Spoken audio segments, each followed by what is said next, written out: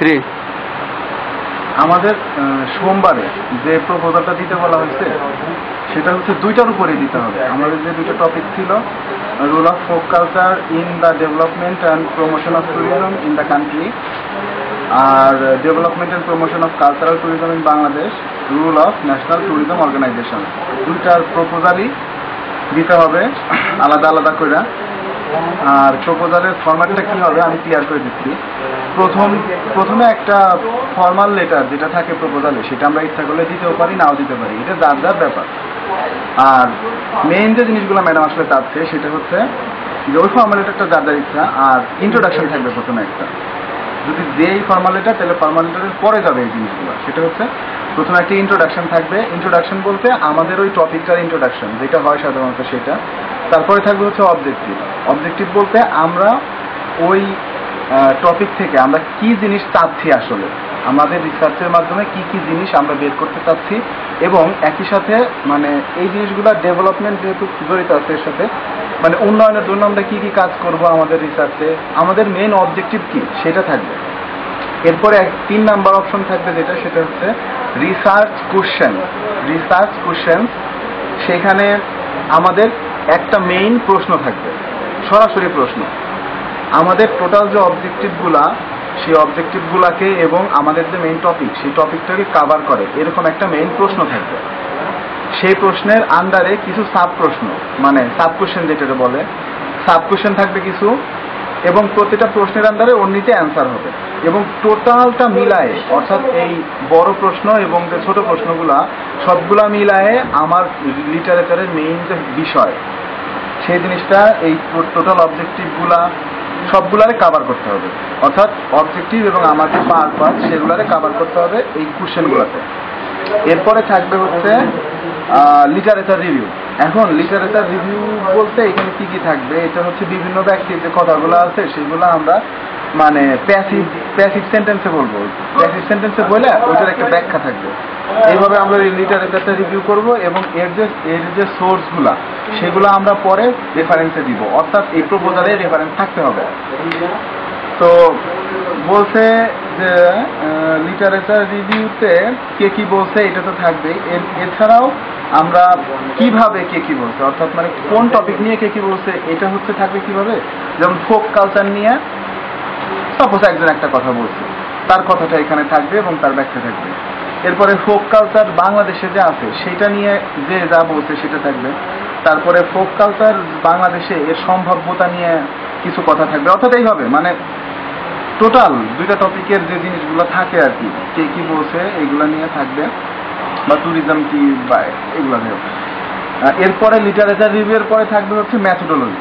ম্যাথোডোলজিটা হইতে হবে হচ্ছে কোয়ালিটেটিভ, ডেসক্রিপটিভ, মানে বর্ণনামূলক যেটা বলে আর কি। আর রিলিভেন্ট আর্টিকেল যেগুলো আমরা পড়বো আমাদের এই ইয়া থেকে, মানে আমাদের এই টপিকের আন্ডারে, এই রিলিভেন্ট আর্টিকেলগুলা যেমন বই, জার্নাল, এইগুলার নাম উল্লেখ করে দিতে হবে।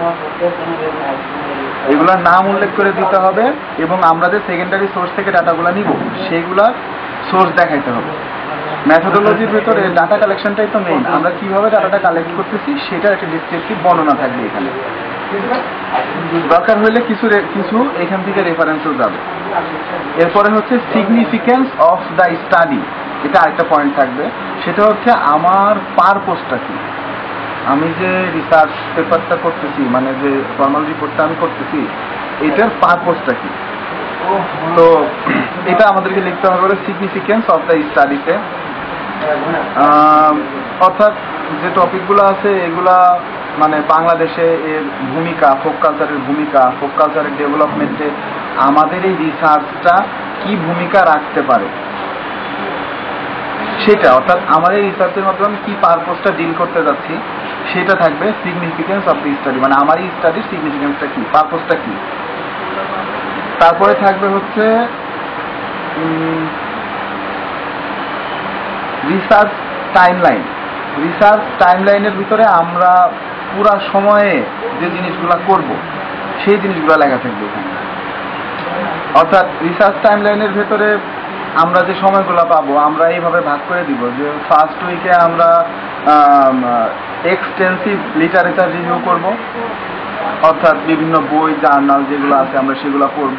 সেকেন্ড উইকে আমরা লিটারেচার রিভিউ করব, সাথে আমরা আরো যে সেকেন্ডারি সোর্সগুলো আছে সেগুলো থেকে ডাটা নিব। কারণ হচ্ছে লিটারেচার রিভিউ চলমান একটি প্রক্রিয়া, অর্থাৎ আমরা ফার্স্ট উইকে লিটারেচার রিভিউ করে যে রেখে দিব এটা সম্ভব না। কারণ লিটারেচার পরবর্তী সপ্তাহে কিছু লিটারেচার বের হইতে পারে, আপডেটগুলা বা ওই একই জিনিস সংস্করণ আসতে পারে। তো আমাদের লিটারেচার রিভিউটা সেকেন্ড উইকেও থাকবে, সাথে আমরা দেখা দিব যে হচ্ছে সেকেন্ডারি সোর্স থেকে আমরা যে ডাটাগুলো কালেক্ট করতেছি সেটা। আর লাস্টের দিকে আমরা আরেকটা ভাগ করব, সেটা হচ্ছে যে আমরা টোটাল জিনিসটা কি করি লাস্টের দিকে, টোটালটা কালেক্ট করি, তারপরে কোলাবোরেট করি, এডিট করি, বুক বাইন্ডিং করি, মানে বাইন্ডিং করি, তারপরে ওইটা পাবলিশিং এর যে ব্যাপারটা মানে ম্যাডামকে দেয়া, এরকম মানে ম্যাডামকে দেওয়ার ব্যাপারটা এখানে নাই। জাস্ট এডিটিং, পাবলিশিং, বাইন্ডিং এই টাইপের যে জিনিসগুলো আমরা লাস্টের দিকে করি, এই জিনিসগুলো আমরা লাস্টের পোর্শনে দেখাই দিই। এইভাবে ভাগ করে করে আমাদের সময়ের উপর ডিপেন্ড করে বিভিন্নভাবে সময় ধরে ভাগ করে আমরা দেখাবো হচ্ছে রিসার্চ টাইমলাইনে। এবং লাস্টে যেটা যাবে সেটা হচ্ছে রেফারেন্স।